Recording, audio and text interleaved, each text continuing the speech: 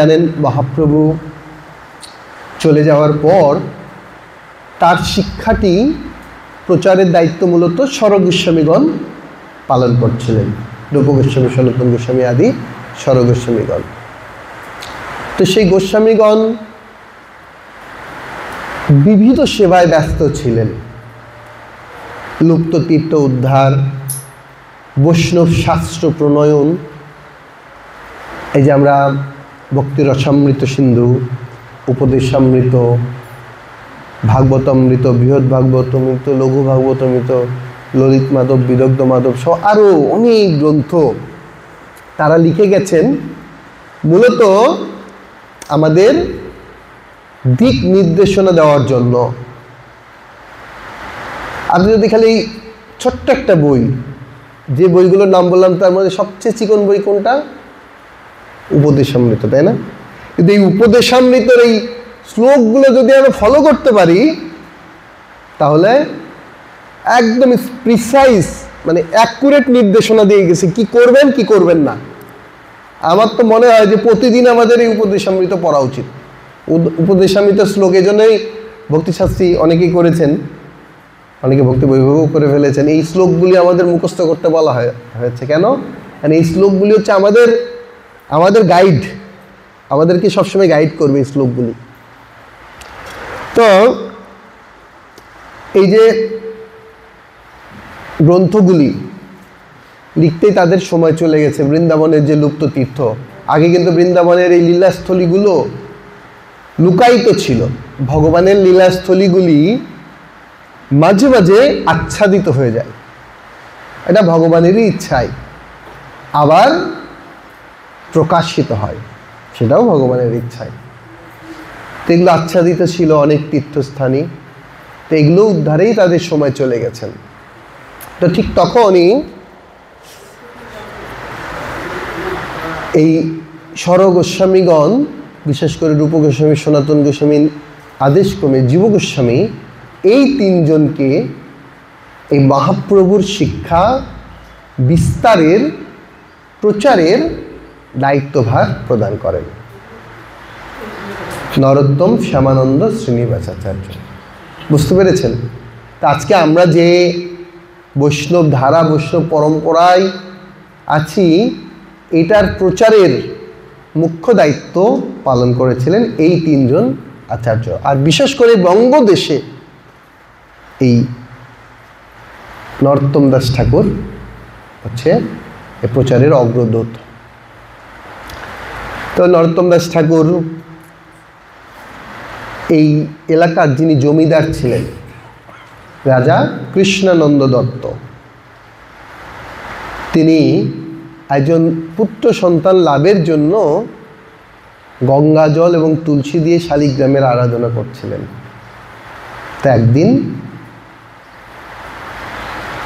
তার স্ত্রী নারায়ণী দেবী স্বপ্নে দেখলেন একটা জ্যোতি তার স্বামীর শরীরে প্রবেশ করল, এবং সেই জ্যোতি তার শরীর থেকে সে নারায়ণী দেবীর শরীরে প্রবেশ করলো, এবং তারপর থেকে তাকে অত্যন্ত উজ্জ্বল মনে হচ্ছে। রাজা চিন্তিত হলেন যে আসলে কি কাহিনী। তখন তিনি গণক ডেকে গণনা করলেন। গণক বলছেন, এই গর্ভে যে শিশুটি রয়েছে সে হবে পরমার্থে অতি উত্তম, আর তাই তার নাম হবে নরোত্তম। জয় নরোত্তম দাস ঠাকুর মহাশয়কে। একটু মাঝে মাঝে ধ্বনি দিতে হবে, না হলে কিন্তু ঘুম ধরে যাবে, তাই না? তো নরোত্তম দাস ঠাকুর মাঘী পূর্ণিমার শুভ তিথিতে আবির্ভূত হন। তার আবির্ভাবেই পুরো এলাকায় যেন ভক্তি প্রকাশিত হতে থাকে। তিনি ছোটবেলা থেকেই এত আকর্ষণীয় ছিলেন, সবাইকে টানতেন। তিনি নিত্যানন্দ প্রভুর প্রকাশ চিন্তা করছেন, বুঝুন, এবং সবাই তাকে খুব পছন্দ করত। কিন্তু ছোটবেলা থেকে তার সংসারের বৈরাগ্য। তো তার অন্নপ্রাশন লীলা আছে, আমি সব লীলা বলবো না, আপনারা অনেক লীলা জানেন। তাকে জোর করে অন্ন মুখে দেওয়ার চেষ্টা করা হচ্ছিল, কিন্তু কোনো মতেই তিনি অন্ন গ্রহণ করেন না। আবার গণক ডাকলেন, গণক ডেকে বললেন কি কাহিনী? গণক বললেন সে বিষ্ণু নৈবেদ্য ব্যতীত কবু না ভুঞ্জিবে, সে ভগবত প্রসাদ ব্যতীত কখনোই কিছু গ্রহণ করবে না, কোনোভাবে সেটা ভগবানকে নিবেদিত ছিল না। তো তিনি আবার পুনরায় নরোত্তম দাস ঠাকুরের বাবা পুনরায় রন্ধনের আয়োজন করলেন, রান্না করে। আপনারা যখন গৌরাঙ্গ বাড়িতে যাবেন, প্রথমেই যে নারায়ণ বিগ্রহ রয়েছে, কে কে খেতড়ি ধামে প্রথমে এসেছেন? ও মানে প্রায় সবাই এসেছেন, তাহলে সবাই কম বেশি পরিচিত আছেন। তো এই যে নারায়ণ বিগ্রহ, এটা কিন্তু নরোত্তম দাস ঠাকুরের বাবার সেবিত বিগ্রহ।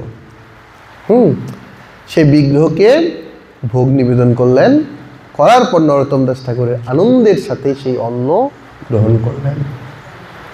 এখান থেকে একটা আচার্যকে যিনি আমাদের আচরণের মাধ্যমে শিক্ষা প্রদান করেন। তো নরোত্তম দাস ঠাকুর তার ছোটবেলা থেকেই আমাদের শিক্ষা দিচ্ছেন, আমাদের অবশ্যই শুধুমাত্র ভগবত প্রসাদই গ্রহণ করা উচিত। হ্যাঁ, অনেক সময় অনেকভাবে অনেকের ভক্তদের ক্ষেত্রে অনেক সময় একটু এমন তেমন হয়ে যায়, ঠিক আছে, সময় নাই আজকে ভোগ মনে মনে, তো যাক, কোনোভাবে ভগবানকে অবশ্যই ভোগ নিবেদন করা উচিত। এরপরে তিনি ধীরে ধীরে বড় হতে লাগলেন, কিন্তু তার সংসারের প্রতি কোনো টান নেই, বৈরাগ্য। তার বাবা মা চিন্তা করলেন তাহলে তাকে কি করা যায়, তার জন্য বিয়ের ব্যবস্থা করা হোক। যেই রাত্রে তাকে বিয়ের কথা বলা হলো, সেই রাত্রে নিত্যানন্দ প্রভু তাকে স্বপ্নে দর্শন দিয়ে বলছেন, তোমার নিমিত্তে প্রেম চৈতন্য গোসাই, বলছে তোমার জন্য চৈতন্য গোসাই কৃষ্ণ প্রেম রেখেছেন, তুমি যাও পদ্মার ঘাটে গিয়ে সেই প্রেম গ্রহণ করো। এই যে প্রেম রেখেছেন, আমরা চলুন একটু পেছনে ফিরে যাই। মহাপ্রভু যখন সন্ন্যাস গ্রহণ করে পুরী চলে গিয়েছিলেন, পুরী থেকে আসার বৃন্দাবনে যাবেন, তাকে ছল করে নিত্যানন্দ প্রভু আবার নবদ্বীপে নিয়ে আসেন। তো রামকেলি ধাম কিন্তু আমাদের খুব কাছে। গেছেন কেউ রামকেলি ধামে? হ্যাঁ, প্রভু মাঝে মাঝে এদিক দিয়ে আসতে পারেন। হ্যাঁ, রামকেলি ধাম খুব কাছে, মালদার পরেই। যতক্ষণে আপনি মায়াপুর থেকে মালদা যাবেন ততক্ষণে রামকেলি চলে আসবেন। যদি রিজার্ভ গাড়ি হয় 3.5 থেকে 4 ঘন্টা লাগে, আমি গেলাম। তো রামকেলি ধামের পরেই বর্ডার, আর বর্ডার ক্রস করলে এখান থেকে আমাদের মানে প্রাইভেট গাড়িতে হলে 1.5 ঘন্টা লাগে, আর এই কাটা গাড়িতে আসলে 2 ঘন্টা লাগে। তো খুব কাছে। তো ওইখানে রূপ গোস্বামী সনাতন গোস্বামীকে কৃপা করে তারা যখন এইদিকে অভিমুখে আসছিলেন, তখন কীর্তন করতে করতে নরোত্তম দাস ঠাকুর কীর্তনের মাঝে নরোত্তম বলে ডাকতে ডাকতে মূর্ছা যান। তখন সবাই চিন্তা করে কে এই নরোত্তম, নিশ্চয়ই মহাপ্রভুর কোনো প্রিয় পার্শ্বদ হবেন। যদি এই লীলা আমি আপনাদের মাঝে বর্ণনা করছি, তারপরও আবারও বলছি, কারণ এই লীলাটা অত্যন্ত মাহাত্ম্যপূর্ণ একটি লীলা। প্রেমবিলাস গ্রন্থে বলা হচ্ছে, শ্রী বৈষ্ণব শ্রদ্ধা ভরি এই লীলা শোনে, অচিরাতে মিলে তারে কৃষ্ণ প্রেম ধনে। বলছেন যিনি শ্রদ্ধার সাথে এই প্রেম রক্ষণ লীলা, প্রেম প্রাপ্তির লীলা শ্রবণ করেন, তিনিও অচিরাতেই কৃষ্ণ প্রেম লাভ করেন। আপনারা কৃষ্ণ প্রেম লাভ করতে চান? তাই গৌর প্রেমানন্দে। তো নিত্যানন্দ প্রভু সহ সবাই চিন্তা করছেন কে নরোত্তম। তখন মহাপ্রভু নিত্যানন্দ প্রভুকে বলছেন, নিতাই, এই গড়ের হাট বড়ই সুখের স্থান, এখানে দেখিলেই থাকিতে হবে মন। এটা ছিল গড়ের হাট মৌজা। বলছেন এটা দেখলেই থাকতে ইচ্ছা করবে। আপনাদের থাকতে ইচ্ছা করছেন না? মনে হচ্ছে যে বাসটা মনে হয় রিজার্ভ করে না আনলে ভালো হতো, আরও 1 দিন 2 দিন থাকলে। কি মনে হচ্ছে না? আমি প্রভুকে বলছিলাম, না সবাই ব্যস্ত মানুষ, ঠিক আছে ঠিক আছে, এটা হচ্ছে সিনেমার ট্রেইলার হচ্ছে, তাই না? হ্যাঁ, সিনেমার ট্রেইলার কি অল্প দিকে সিনেমার দিকে আকর্ষণ হয়, তাই না? আর এরপরে তারপর পূর্ণদৈর্ঘ্য সিনেমা। তো এখন এসেছেন, দেখছেন, আনন্দ নিচ্ছেন।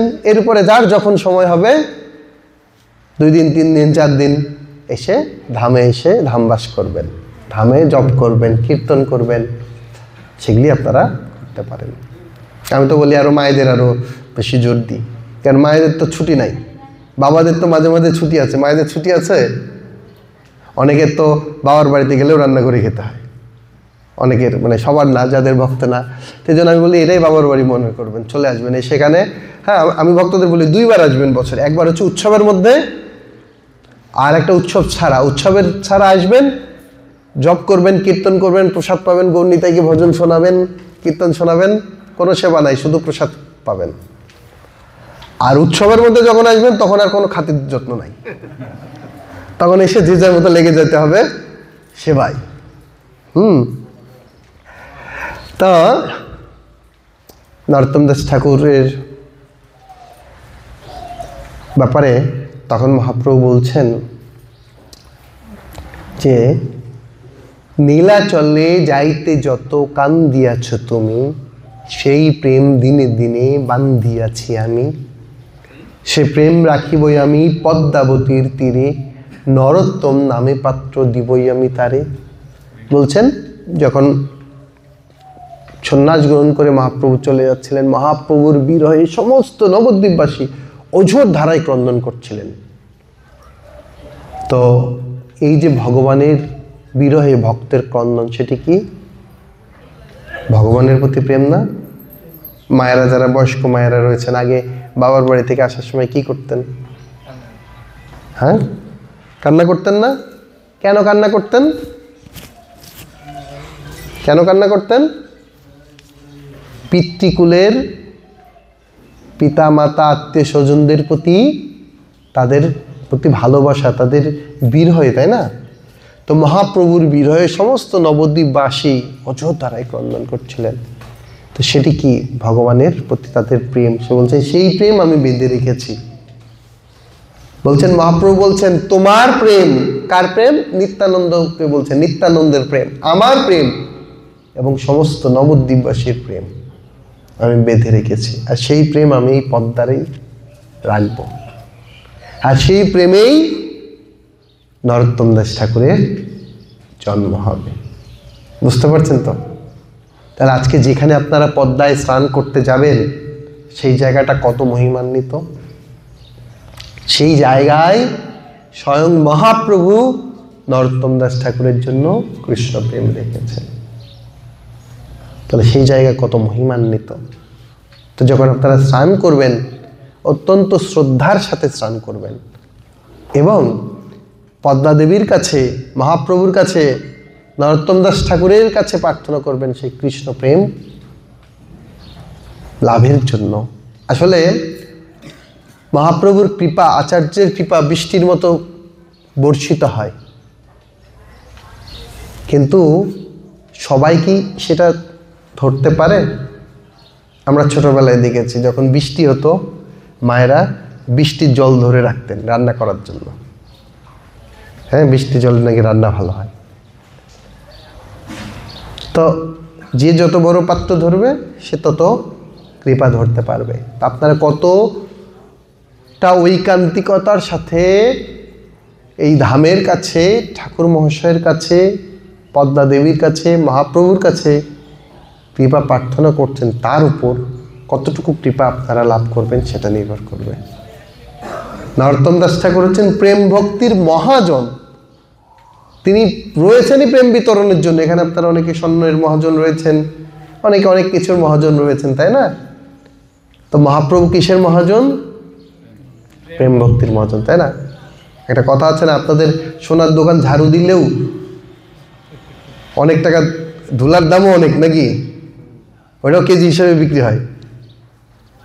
তো চিন্তা করেন, মহাপ্রভু হচ্ছেন কৃষ্ণ প্রেমের, নরোত্তম দাস ঠাকুর হচ্ছেন কৃষ্ণ প্রেমের মহাজন। তাহলে ওনার একটু করুণা পেলে আমাদের জীবন ধন্য হতে পারে।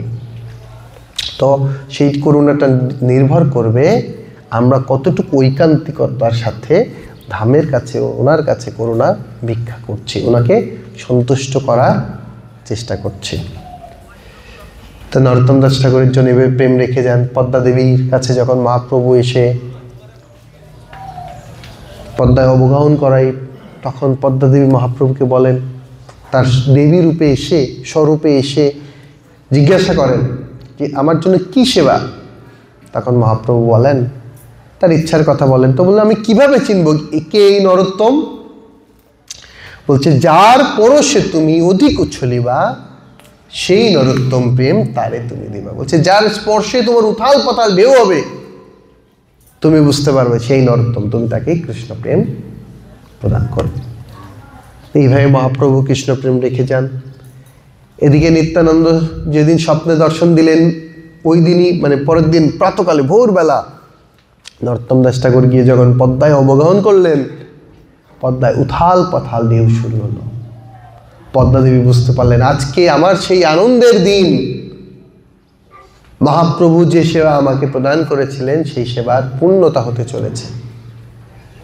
তো পদ্মা দেবী এসে সেই কৃষ্ণ প্রেম নরোত্তম দাস ঠাকুরকে প্রদান করলেন। আর কৃষ্ণ প্রেম গ্রহণ করা মাত্রই নরোত্তম দাস ঠাকুরের মধ্যে অষ্টসাত্ত্বিক বিকার হলো। তিনি, তার গাত্রবর্ণ চেঞ্জ হয়ে গেল। আগে ছিলেন কৃষ্ণবর্ণ, এখন হলেন গৌরবর্ণ। তিনি কান্না করছেন, হাসছেন, কখনো গড়াগড়ি দিচ্ছেন, এবং তার পিতামাতা তাকে খুঁজতে খুঁজতে গিয়ে তাকে দেখে চিনতে পারছেন না। তো তিনি যখন বাহ্য চেতনা ফিরে পেলেন, তখন তিনি দিয়ে এসে সাধারণ মানুষের মতো জীবনযাপন করার চেষ্টা, অভিনয় করার চেষ্টা করছিলেন, কিন্তু তার হৃদয় রয়েছে বৃন্দাবন। তিনি ইতিপূর্বেই, তার আগেই কয়েকবার বৃন্দাবন পালিয়ে যেতে চেয়েছেন, কিন্তু তার বাবা মা প্রহরী দিয়ে আটকে ফেলতেন। তো এইবার কিছুদিন পর রাজার, মানে এখানকার যিনি নবাব ছিলেন, তিনি নরোত্তমের গুণমহিমা শুনে নরোত্তমকে দেখতে চেয়েছেন। আর নবাব তো আর নরোত্তমের কাছে আসবে না, তাই না? নরোত্তমকে খবর পাঠিয়েছেন, যাও ওকে নিয়ে এসো, আমি ওর সাথে কথা বলবো, দেখব। এই সুযোগে নরোত্তম দাস ঠাকুরের বাবা মা তো তাকে ছেড়ে দিয়েছে। রাতে যখন প্রহরীরা এক জায়গায় তাঁবু গেড়ে রাতে ঘুমাচ্ছে, ওই সুযোগে নরোত্তম দাস ঠাকুর উধাও। তিনি দৌড়াতে দৌড়াতে সেই নবদ্বীপ, অ্যাকচুয়ালি মায়াপুর কিন্তু আমাদের এখান থেকে খুব বেশি দূরে না। এমনি যদি আমাদের এখানে একটা বর্ডার হচ্ছে, স্থলবন্দর হয়েছে অলরেডি, মাল পারাপার শুরু হয়েছে, আমাদের এখান থেকে 3-4 কিলোমিটার দূরে। ওই পাশে ভগবানগোলা, লালগোলা, ভগবানগোলা, এই দিক দিয়ে গেলে আমরা তো সকালে প্রসাদ পেয়ে এরকম 10টার সময় যদি বেরোই, 1টার মধ্যে ওইখানে পৌঁছানো যাবে। যদি এখন মানে মানুষ পারাপার শুরু হয়নি, এটা হবে, ভবিষ্যতে হবে। তো এর মধ্যে অনেক লীলা রয়েছে। পথে নরোত্তম দাস ঠাকুর ক্লান্ত হয়ে ঘুমিয়ে পড়েন। মহাপ্রভু নিজে একটা ব্রাহ্মণ বালকের বেশ ধরে এসে তাকে দুগ্ধ প্রদান করেন। এভাবে তিনি ধীরে ধীরে পথের মধ্যে শুনতে পান যে গৌরনিতাই তারা অপ্রকট হয়েছেন। আরও যাওয়ার পরে শুনতে পান যে রূপ গোস্বামী, সনাতন গোস্বামী তারাও অপ্রকট হয়েছেন। উনি ব্যথিত হন। তখন রূপ গোস্বামী তাকে স্বপ্নের দর্শন দিয়ে বলছেন যে তুমি জীব গোস্বামীর কাছে গিয়ে শাস্ত্রগ্রন্থ অধ্যয়ন করো, আর লোকনাথ গোস্বামীর কাছে দীক্ষা গ্রহণ করো। তিনি গিয়ে যখন, আরও আমি এগুলো একটু সংক্ষেপে বলছি, অনেক সময় লাগবে, ঘন্টার পর ঘন্টা বললেও শেষ হবে না। তিনি বৃন্দাবনে গিয়ে যখনই রাধা গোবিন্দকে দর্শন করলেন, তার মধ্যে আবার সেই ভাব চলে আসলো, এবং সেটা দেখেই সবাই বুঝতে পারলে এই কোনো সাধারণ মানুষ নয়। তখন জীব গোস্বামীর কাছে খবর গেলে জীব গোস্বামী এসে তাকে মিলিত হলেন। এরপরে নরোত্তম দাস ঠাকুর যখন তার গুরুদেব লোকনাথ গোস্বামীর কাছে গেলেন, কি তার স্বপ্নের কথা বললেন, লোকনাথ গোস্বামী বলছেন, স্বয়ং জগৎগুরু তোমার হৃদয়ে প্রবেশ করেছে, তোমার আবার গুরু ধারণের কি দরকার? চিন্তা করুন, মহাপ্রভু কৃষ্ণপ্রেম দিয়েছেন, তার আর অন্য কিছু দরকার আছে? কিন্তু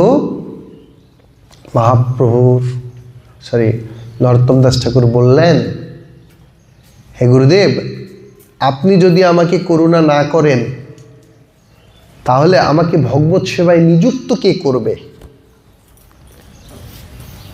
আসলে গুরুদেবের সাথে সম্পর্ক কিন্তু শুধু আমাদের এই দেহভিত্তিক না। এই জগতে যতদিন আমরা রয়েছি গুরুদেবের প্রতিনিধিরা আমাদেরকে বিভিন্ন সেবায় যুক্ত করছেন, তাই না? আপনাদের রামহট্টের সাপ্তাহিক প্রোগ্রাম বা বিভিন্ন উৎসবে কি হয়, এক একজন হয়তো প্রভুরা সেবা ডিস্ট্রিবিউশন করেন, তাই না? যে প্রভু আপনার এই সেবা, প্রভু আপনি ক্লাস দেবেন, মাতাজি আপনি রান্না করে নিয়ে আসবেন, ইত্যাদি ইত্যাদি, তাই না? মৃত্যুর পর আপনাকে কে সেবায় যুক্ত করবেন? দেহত্যাগ করে যখন ভগবত ধামে চলে গেছেন, ভগবত ধামে যাওয়ার পর কে বলবেন আপনি ভগবানের জন্য এটা করেন, ওটা করেন, ওটা করেন? কে বলবেন? গুরুদেব। এই তত্ত্ব যখন নরোত্তম দাস ঠাকুর বলেন তখন লোকনাথ গোস্বামী বলেন ঠিক আছে, কিন্তু আমি তোমাকে পরীক্ষা করব। কারণ শাস্ত্রে নির্দেশ রয়েছে দীক্ষা গ্রহণের পূর্বে শিষ্য গুরুকে পরীক্ষা করবে, গুরু শিষ্যকে পরীক্ষা করবে। আমাদের দীক্ষা গ্রহণের আগে গুরুকে পরীক্ষা করার সুযোগ বা বিধান রয়েছে যে আমি যার কাছে দীক্ষা নিচ্ছি তিনি যথার্থ সদ্গুরু কি না। কিন্তু দীক্ষা গ্রহণের পরে আর সুযোগ নাই, দীক্ষা গ্রহণের পরে সেটা মহা অপরাধ হবে। তো এভাবে নরোত্তম দাস ঠাকুর এতেই খুশি।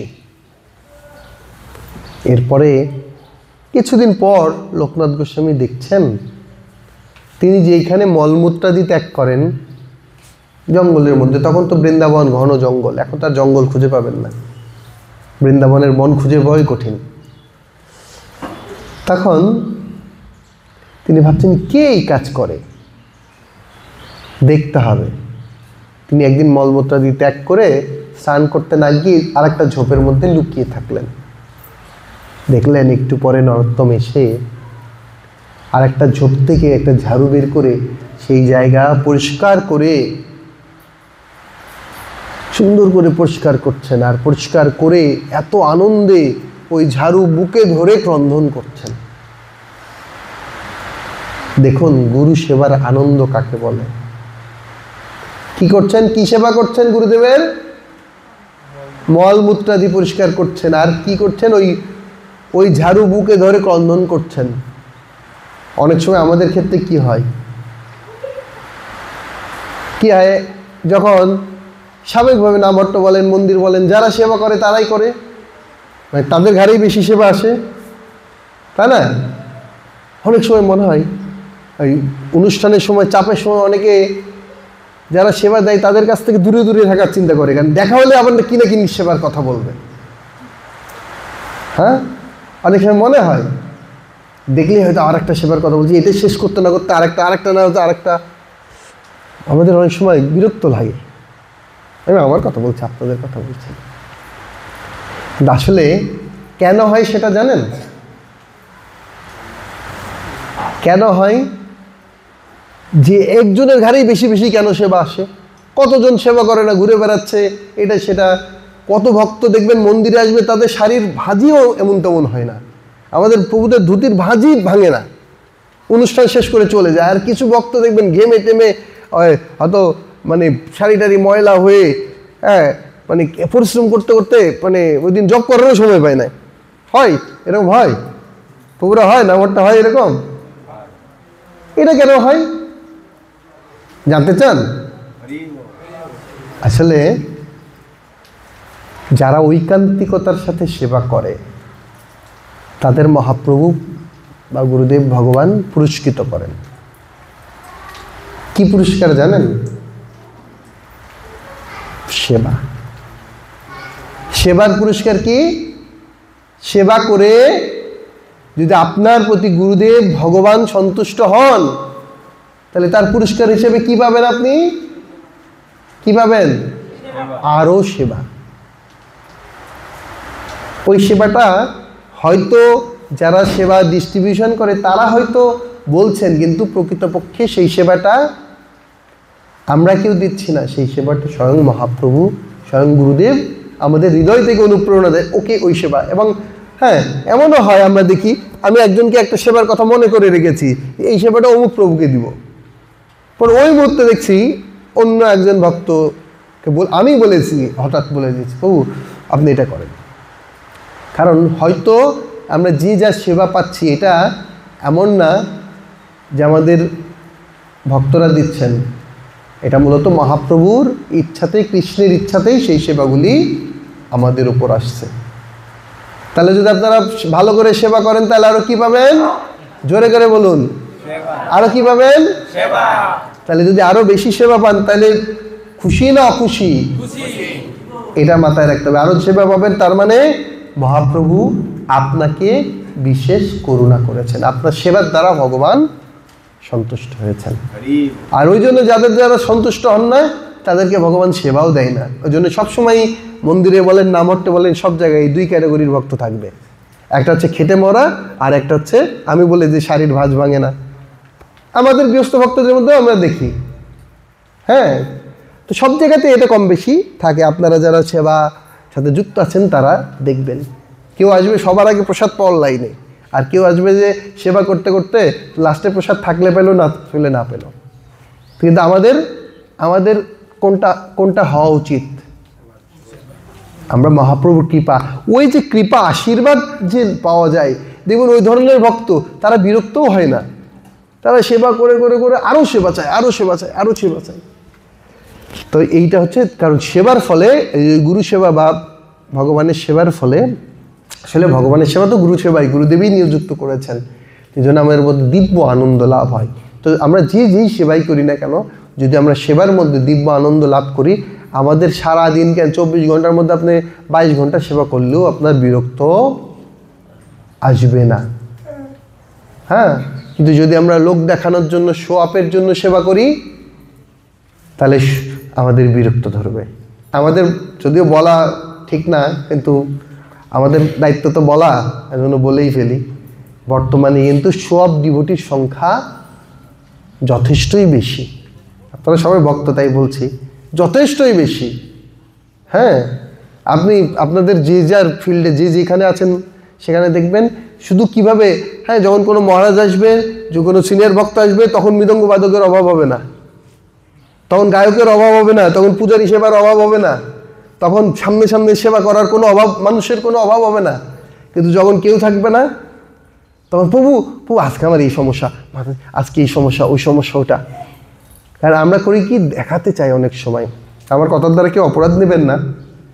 আর আমাদের এই জড়জগতে আমরা যতদিন আছি, আমরা একটা সুযোগ পেয়েছি আমাদের হৃদয়ের শুদ্ধিকরণের সুযোগ, হ্যাঁ। এই জগৎ জেলখানা আমরা সবাই জানি। তো এই শুদ্ধিকরণটা হবে আমাদের সেবার দ্বারা। আমরা কতটুকু ঐকান্তিকতার সাথে সেবা করছি, সেই সেবার দ্বারা আমাদের হৃদয়ের শুদ্ধতা অর্জন হবে, এবং সেই শুদ্ধতার উপরে আমরা এই জীবন অন্তে ভগবত ধামে ফিরে যেতে পারবো। এই জন্য আমাদের প্রত্যেককে নিজের ক্ষেত্রে, আমি আপনাদের কারো সেবার ব্যাপারে খুব বেশি জানি না, তাই কেউ এটা কারোর সাথে যদি মিলেও যায় পার্সোনালি নেবেন না, আমি ওভারঅল বলছি, হ্যাঁ।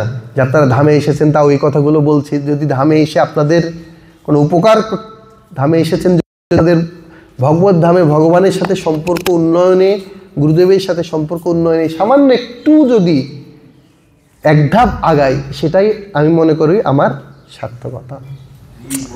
তো এভাবে মহাপ্রভুর নরোত্তম দাস ঠাকুর, লোকনাথ গোস্বামীর, যখন নরোত্তম দাস ঠাকুর এই মনোভাব দেখলেন, দেখে তিনি আর স্থির থাকতে পারলেন না, তিনি তাকে দীক্ষা প্রদান করলেন সেদিনই। তো এখান থেকে আমাদের শিক্ষণীয়, যে গীতায়, ভগবদ্গীতায় বলছেন তদ্বিদ্ধি পরিপত্তেন শ্লোকে কী করতে হবে, গুরুদেবকে অকৃত্রিম সেবার দ্বারা আমাদের সন্তুষ্ট করতে হবে। তা আমরাও যদি গুরুদেবকে অকৃত্রিম সেবার দ্বারা সন্তুষ্ট করি, আমাদের দীক্ষা, ব্রাহ্মণ দীক্ষা, এমনকি ভগবত ধামে ফিরে যাওয়া নিয়েও চিন্তা করতে হবে না। আমাদের কাজ কি? অকৃত্রিম সেবা।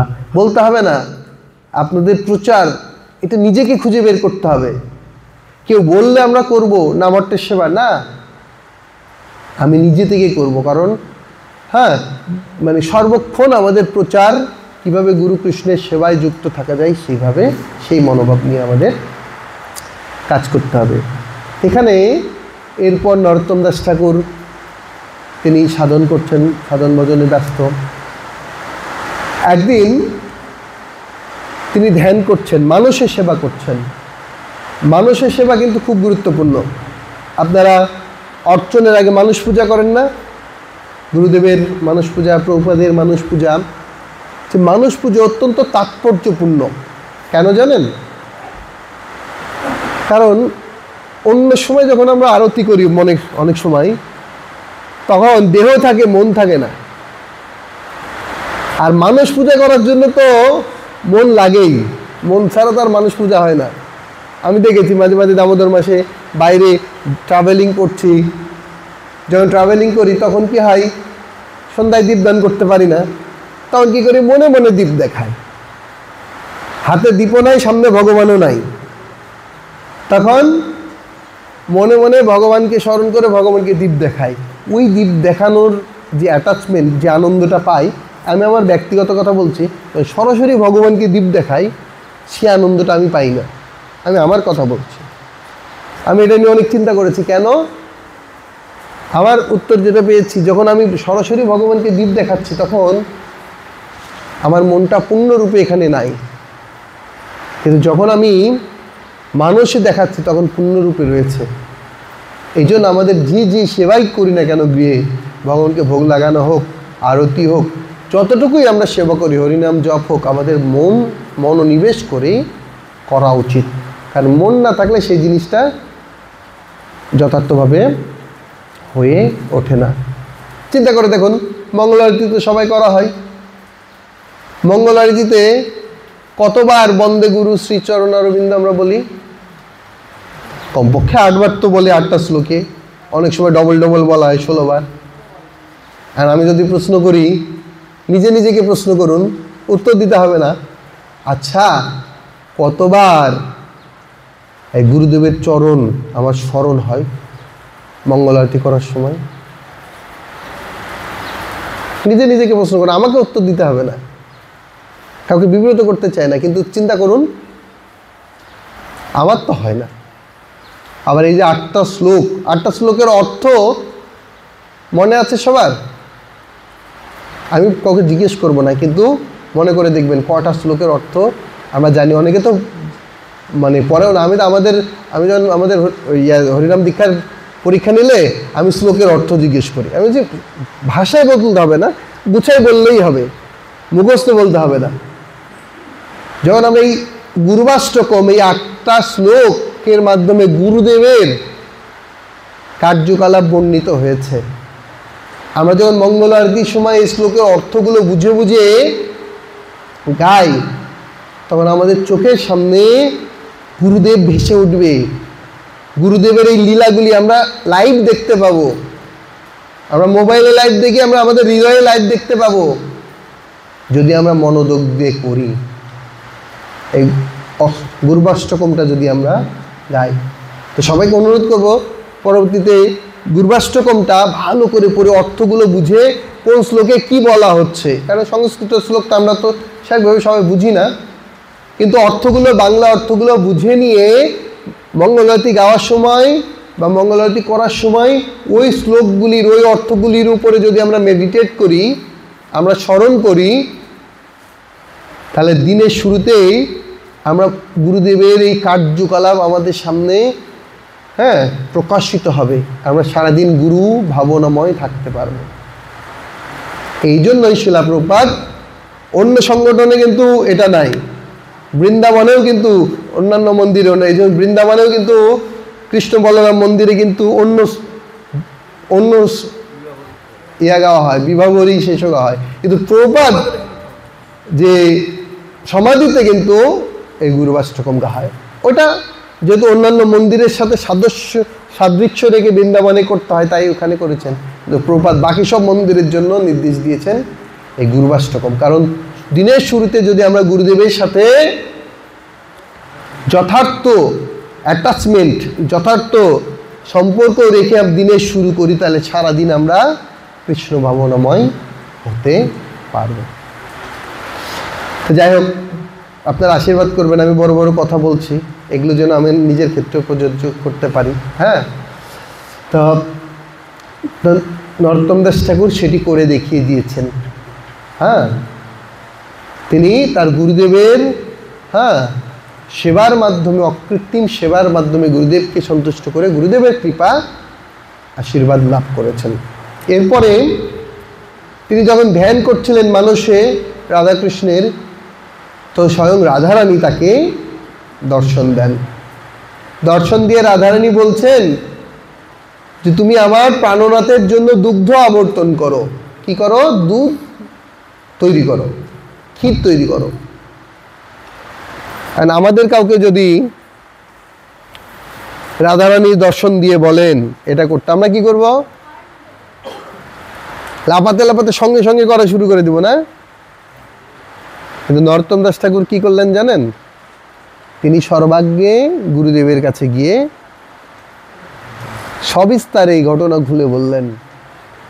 গুরুদেব তখন সন্তুষ্ট হলেন যে দেখো, স্বয়ং রাধারানী তোমাকে করুণা করেছেন,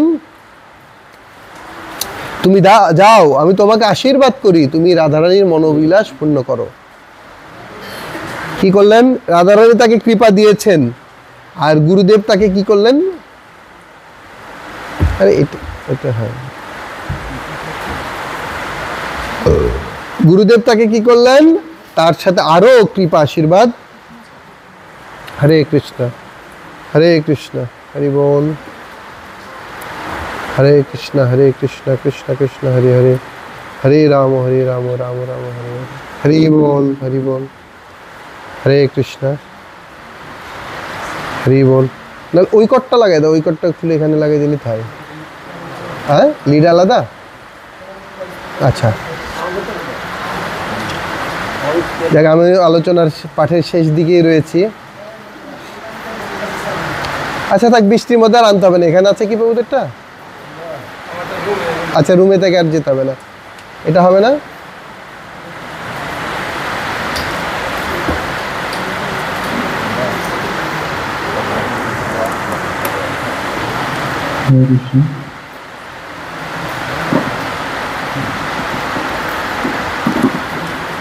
তো তিনি যখন রাধারানীর কৃপাটাকে আরো বর্ধিত করলেন, কে?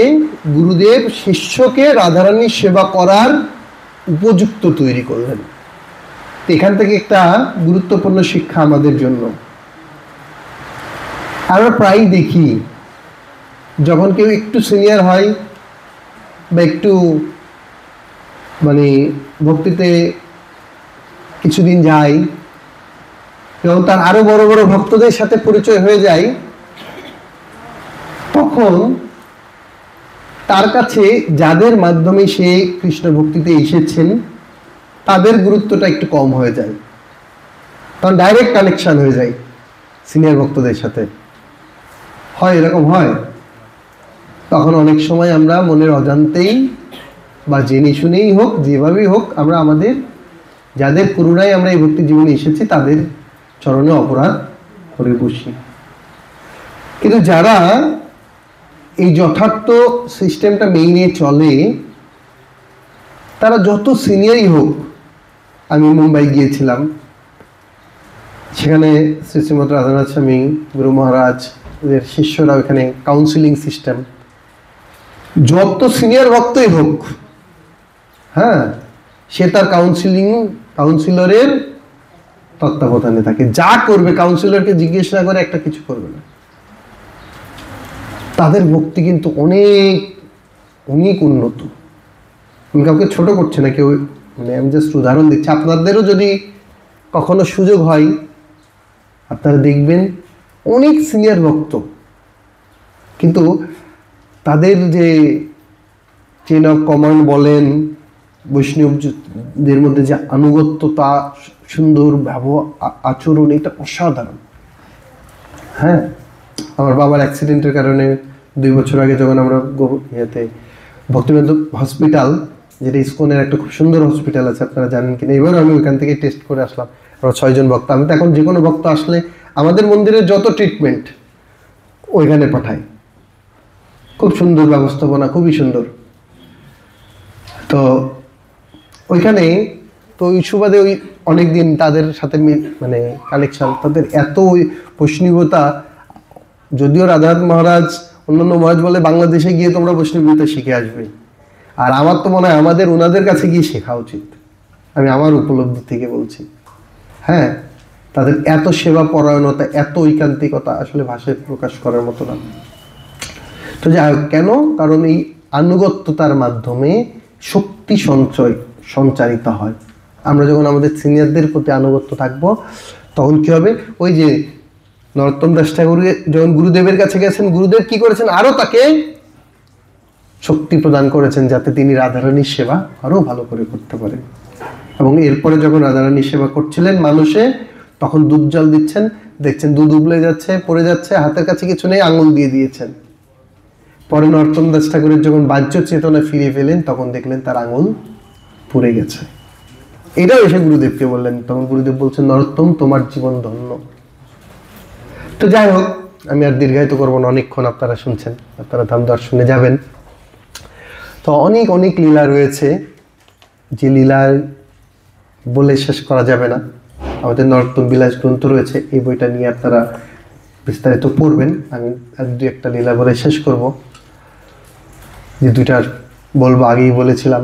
এরপরে তারা তিন আচার্য তারা একসাথে মিলিত হয়ে শাস্ত্র গ্রন্থ অধ্যয়ন করেন, নরোত্তম, শ্যামানন্দ, শ্রীনিবাস। এখান থেকে আমাদের জন্য একটা শিক্ষা কি?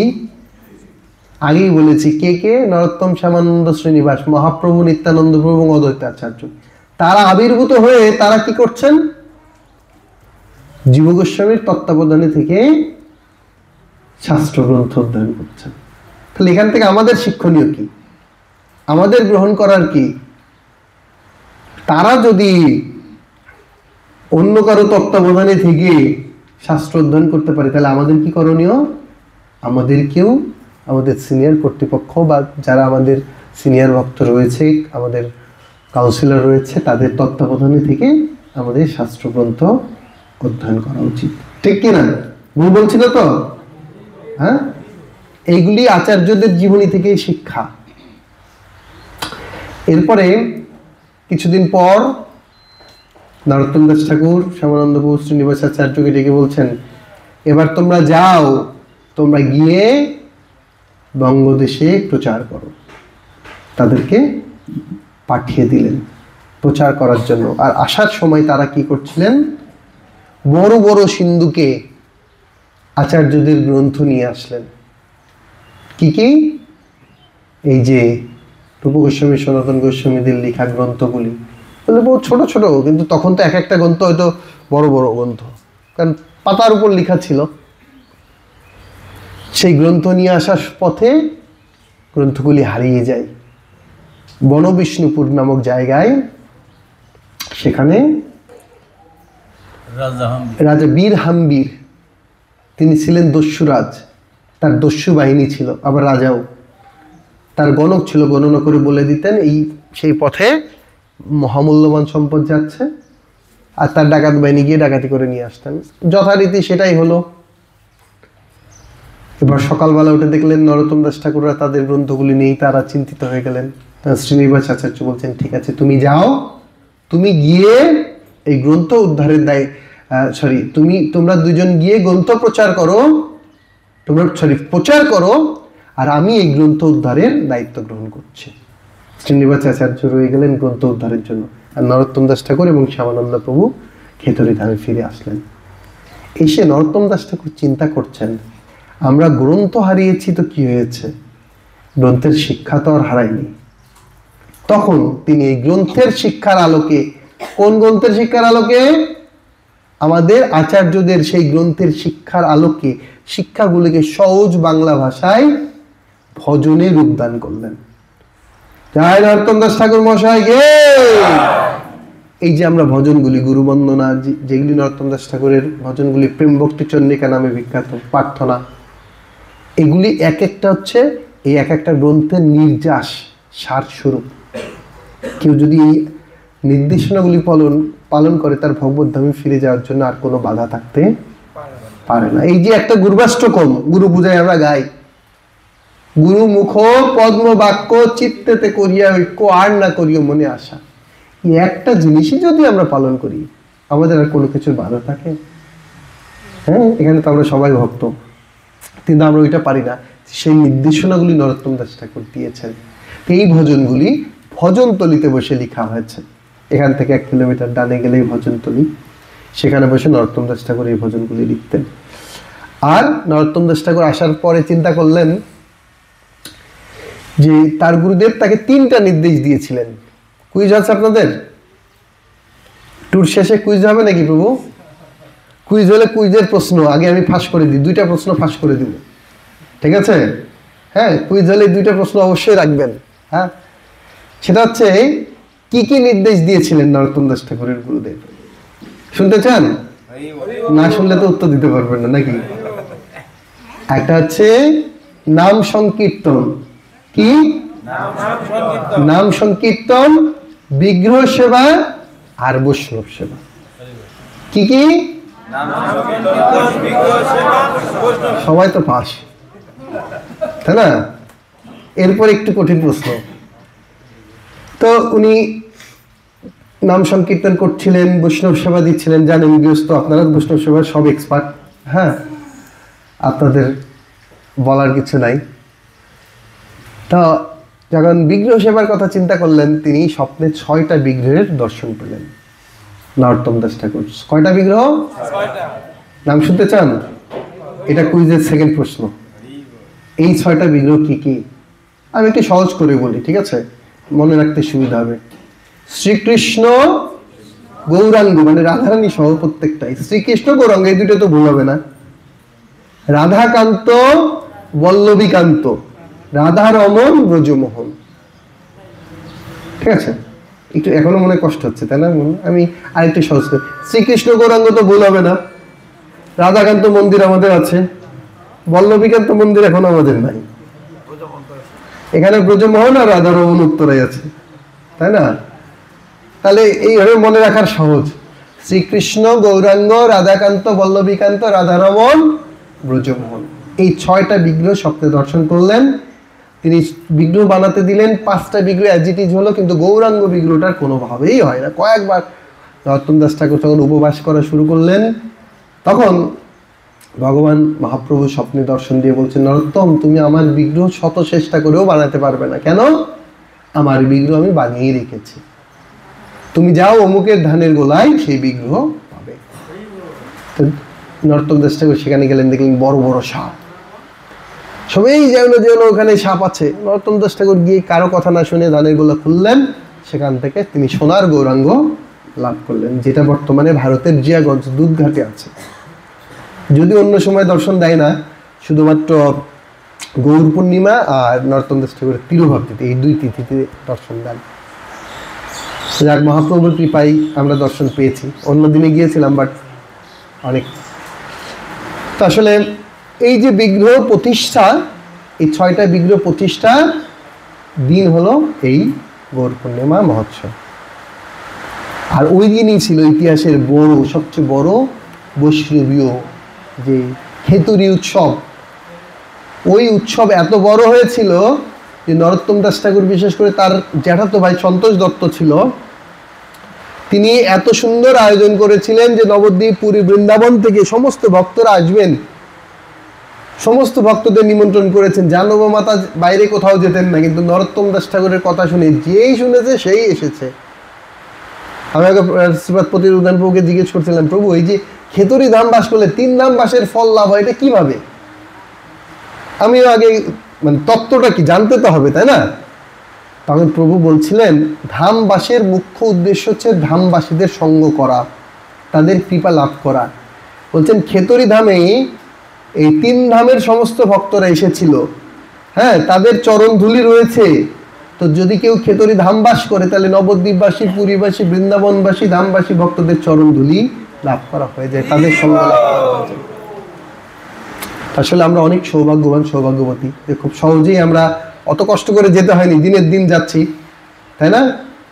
দিনের দিন এসেও আমরা এই কৃপাটা লাভ করতে পারছি। তো এইভাবেই সে বিগ্রহ প্রতিষ্ঠার আয়োজন, সুবিশাল আয়োজন, সেটার বর্ণনা করতে গেলে অনেক। জাহ্নবী মাতা নিজে রান্না করে সমস্ত ভক্তদের প্রসাদ বিতরণ করেছিলেন, হাজার হাজার ভক্তদের। ভাবতে অবাক লাগে। নরোত্তম দাস ঠাকুর যখন তার স্বরচিত গরানহাটি ঘরানায় কীর্তন শুরু করেছিলেন, কত যুগ পার হয়ে গেছে কেউ বলতে পারে না। শ্রীবাসাচার্য বিগ্রহাদির অভিষেক করছিলেন, অর্চন করছিলেন, অনেক সুন্দর বর্ণনা রয়েছে, আপনারা পড়বেন, নরোত্তম বিলাসে রয়েছে। আরও যদি বিস্তৃত পড়তে চান, আমাদের তারক ব্রহ্মপ্রভু খুব সুন্দর গৌর দেশের 3 আচার্য বইতে লিখেছেন, আপনারা পড়বেন। আরও অনেক অনেক লীলা রয়েছে নরোত্তম দাস ঠাকুরের, আমি সেগুলিতে যাব না। যদি আপনারা শুনতে চান পরবর্তীতে কখনো আলোচনা করার, অন্যান্য লীলা নিয়ে আলোচনা করার চেষ্টা করা যাবে। যেইখানে সারমর্ম যদি বলি সেগুলি লীলার, সে হচ্ছে নরোত্তম দাস ঠাকুর হচ্ছে নিত্যানন্দ প্রভুর প্রকাশ।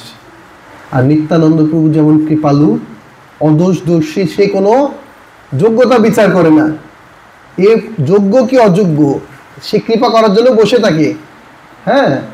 নরোত্তম দাস ঠাকুরও ঠিক সেই রকম। আপনারা এই ধামে এসেছেন, আপনারা সবাই ধামের সেবক।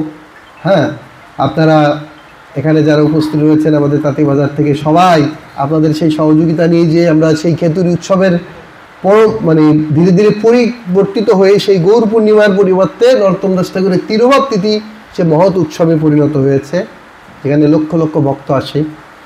এবারও আমরা প্রায় 2.5 লাখের কাছাকাছি প্লেট প্রসাদ বিতরণ হয়েছে। আমরা তো এবার শঙ্কায় ছিলাম ভক্ত হবে কিনা, এবার আরও বেশি হয়েছে। তো সেই সেবায় আপনারা প্রতি বছরই অংশগ্রহণ করেন, আমি আপনাদের দ্বারে দ্বারে তো প্রতি বছরই যাই। আপনারা যে মহৎ সেবা প্রদান করেন, সেই সেবারই ফলে ধীরে ধীরে আমরা আমাদের এই ধাম সেবা বর্ধিত করার চেষ্টা করছি। তো আমি আর দীর্ঘায়িত করব না। আমি আমার একটা ফেভারিট টপিকস রয়েছে, আমি প্রভুর কাছে নিজে যেতেই প্রভুর কাছে দাবি করেছি, প্রভু আধা ঘন্টা সময় দিলে আমি একটা বিষয়ে সন্ধ্যায় একটু কথা বলবো। আপনারা, আমি তো প্রভু আমাকে অনুমতি দিয়েছেন, কিন্তু আপনারা এই সন্ধ্যায় আধা ঘন্টা সময় দেবেন? সেটা ধামের মহিমা বলবো না, অন্য বিষয়ে বলবো, ঠিক আছে? সেটা এখন বলবো না, সেটা সারপ্রাইজ। তো সন্ধ্যা আরতির পরে আবার আধা ঘন্টা আপনাদের সময় নেব। তো ধন্যবাদ আমাকে সহ্য করবার জন্য। আপনারা করুণা করে, এত কষ্ট করে, আমি দেখছিলাম 2-1 চোখে একটু ঘুম ঘুম ভাব আসলেও সেটা আপনারা নিয়ন্ত্রণ করে প্রায় 1.25 ঘন্টা ধরে আমার সহ্য করলেন। জয় নরোত্তম দাস ঠাকুর মহাশয় কি, জয় শিলা প্রভুপাদ কি, জয় খেতরি ধাম কি, জয় উপস্থিত গৌর ভক্তবৃন্দ কি, জয় তাঁতিবাজার নাম হট্ট ভক্তবৃন্দ কি, থেকে আগত ভক্তবৃন্দ কি। তো এই নরোত্তম বিলাস বই রয়েছে, আপনার এই বইটা যাদের কাছে নেই অবশ্যই এই বইটা নেবেন, কারণ এই বইটার মধ্যে খুব সুন্দর করে, আমি তো খুব অল্পই বলার সুযোগ পেয়েছি, আসলে বলতে লাগলে অনেক বলার আছে। হরে কৃষ্ণ, ধন্যবাদ।